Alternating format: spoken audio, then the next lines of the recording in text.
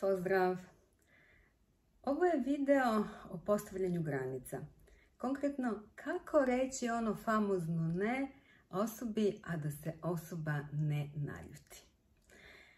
Sada me nedavno kontaktirala jedna mlada osoba, mlada žena sa 2 djece, koja je napisala da je život momentalno u haosu zbog situacije koja se desila. Naime, ona momentalno ne radi i često joj dolaze u kuću poznanice, odnosno komšinice, posebno 2, kao i svekrva koja isto živi u blizini. I ona se često puta nalazi rastrgnuta između toga da bude sa gostima ili sa decom, ima osjećaj da nema vremena za sebe, nema vremena za decu i to je često takav haos. I želeći da postavi granice, da vidi kako sada to da reši, potražila je na YouTube-u neka videa da li nešto može iz toga da nauči. I našla jedan video u kome se kaže da treba da bude konsekventna i da osobama sa kojima želi da postavi granice da kaže jedno ne. Njoj se jako dopao video, dopao joj se i primjer koji je tamo bio, koji je bio sličan njenom, isto žena sa malim detetom, pa sad kako da kaže svojim prijateljicama, komšinicama, ona kaže da je kao za mene snimljen video, wow, ona klikne na taj video i kaže, sad ću ja to da primenim, to što sam čula, ovo je super. I ona u istom danu i jednoj i drugoj komšinici, znači posebno, kaže da to svoje famozno ne, kaže i svoje svekrvi. Koja je reakcija? Jedna od tih komšinica se baš vidno naljutila, uvredila, druga je bila malo žešća u komentarima, čak je napala. Svekrva je napravila još malo veću dramu. I šta se dešava? Dolazi muž s posla. Naravno, prvo je čuo od majke šta se desilo, mislim njenu verziju. I onako se dosta narogušio i rekao joj, pa dobro, šta si ti to uradila?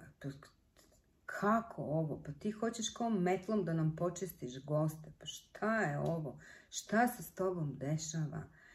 I ona kaže, i odjednom i taj odnos s mužem koji je stvarno super i sve, kako je moguće odjednom da se sve to, kaže, nekako poruši? I kaže, ja ne znam sad kako da izađem iz ove kaše.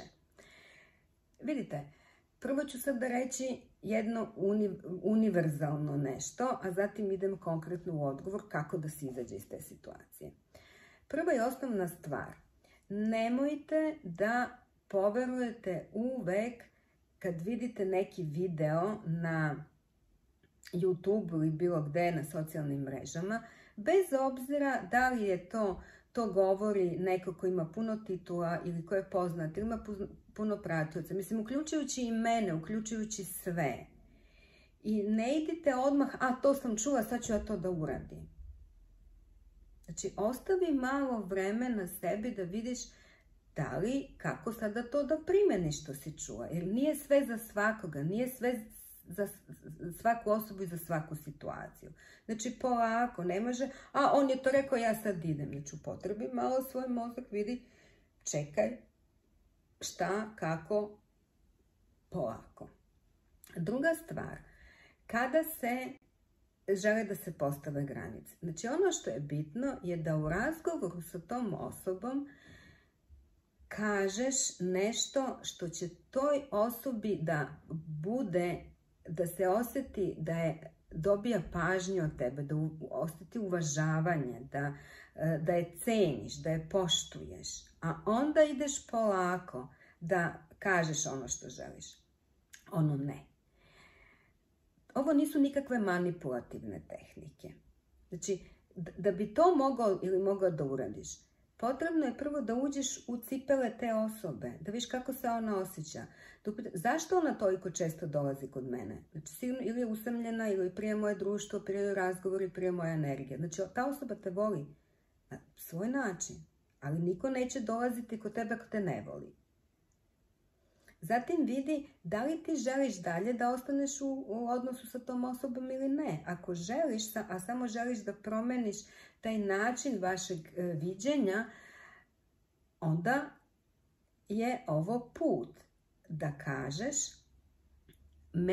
evo konkretno, možda kažeš nešto u ovom smislu. Vidi, meni je jako drago da se mi družimo, ja uživam u našim razgovorima i u našem druženju, međutim, kad dođeš, onda deca, ja sam rastračena vamo i namo, imam osjećaj da niti sam s tobom, niti sam s decom, samo neki haos. Šta ti misliš kako ovo da rešimo? Vidite, imamo uvažavanje, dajemo osobi ona je na potegu da kaže svoje mišljenje. Znači, nudimo razumevanje i istovremeno se trudimo da i ta osoba nas razume i da ona da predlog.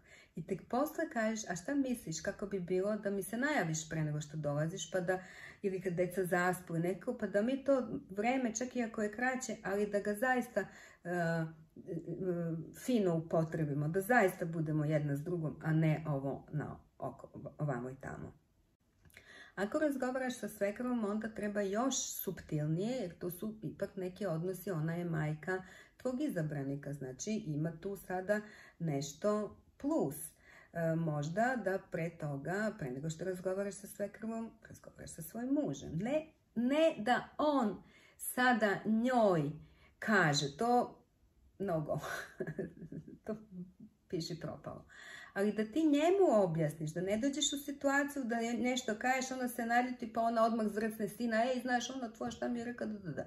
Znači, da bi to izbjegla, razgovaraš s njime i kažeš, meni je drago da dolazi, drago mi je ovo, drago mi je to, ali kako sada ja bih žela da to razgovaram s njom, da to malo sredimo, kad i kako da dođe i to, šta ti misliš kako da joj kažem, šta ti misliš na koji način, znači, veoma konkretno tražiš njegovo mišljenje, znači uvažavaš ga i on vidi tvoju intenciju, on vidi da ti ne želiš nikoga da povrediš. I malo je verovatno da onda poludi i da ti kaže šta ti misliš, šta ti radiš. Ok, to bi bile sada generalne stvari. To je znači ako želiš sa tim osobama da produžiš kontakt.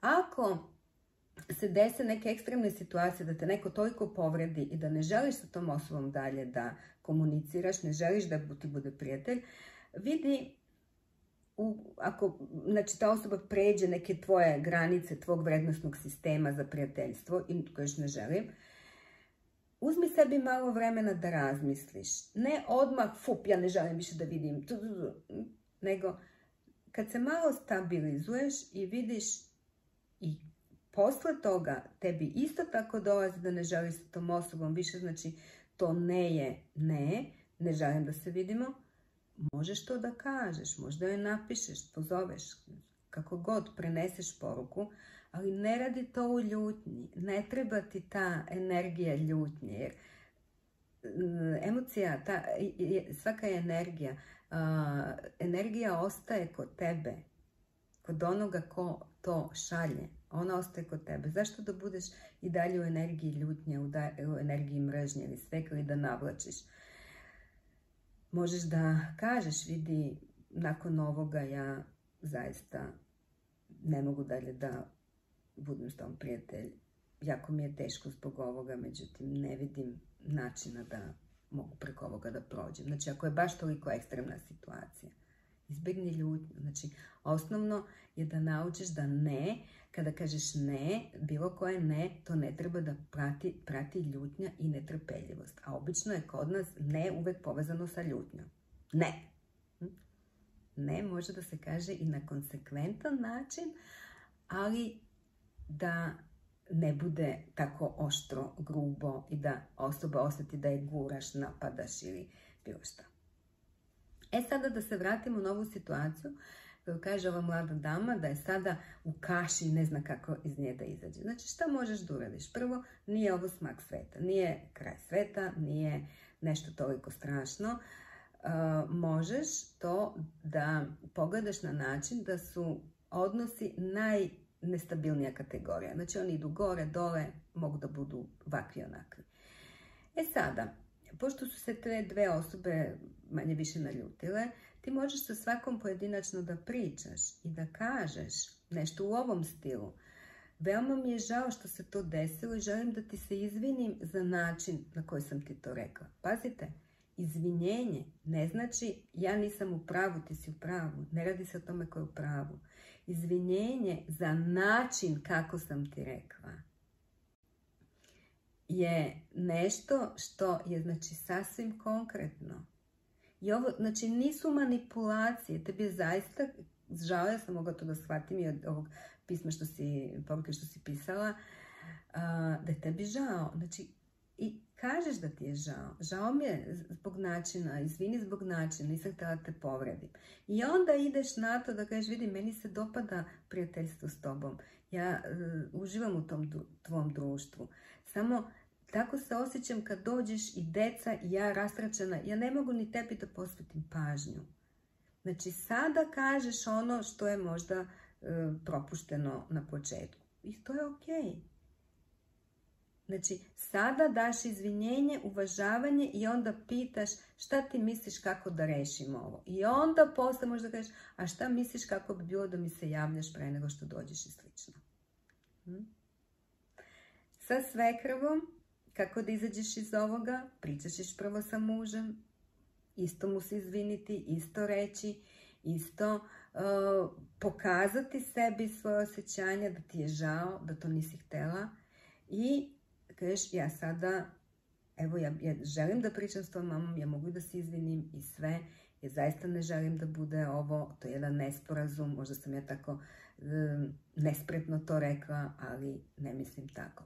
I pazi, nikada ne upotrebljavaj manipulacije. Ovo nije manipulacija. Ovo kažeš samo ako zaista to i misliš tako. Ali na način da drugu osobu uvažiš. Ćao!